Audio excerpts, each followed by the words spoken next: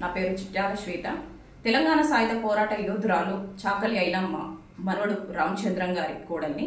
మాది పాలకుర్తి. చిట్యాల రామచంద్రం గారు పాలకుర్తిలో 22 సంవత్సరాలు సర్పంచ్గా పనిచేశారు. సోమవారం సాయంత్రం సట్ల అంజలి అనే మా రజక జాతి ఆడపడుచు హత్యకు గురి కాబడింది. ఆమె చాలా కార్యక్రమాల్లో కళాకారిణిగా పాల్గొన్న సందర్భాలు ఉన్నవి.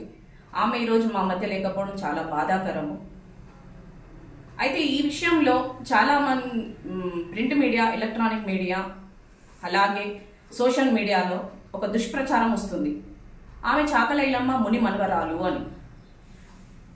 దయచేసి చెప్తున్నా, సట్ల అంజలి గారికి మాకు ఎటువంటి సంబంధము లేదు.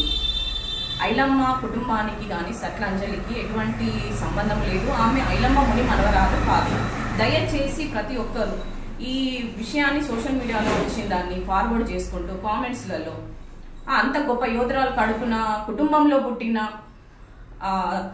మహిళకు ఇలాంటి కూతురు పుట్టడం ఏమిటి అని ఒక కామెంట్స్ చూస్తుంటే మాకు చాలా బాధాకరంగా ఉన్నది. దయచేసి చెప్తున్నా, ఐలమ్మ గారికి సట్లాంజలికి ఎటువంటి సంబంధము లేదు.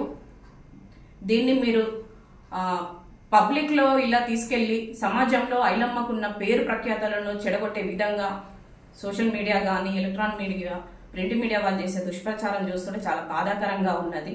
దయచేసి వీటిని ఇక్కడితో ఆపేయండి. నిజాలు తెలుసుకోండి, నిజాన్ని బయట పెట్టండి, అబద్ధపు ప్రచారాలు చేయకండి.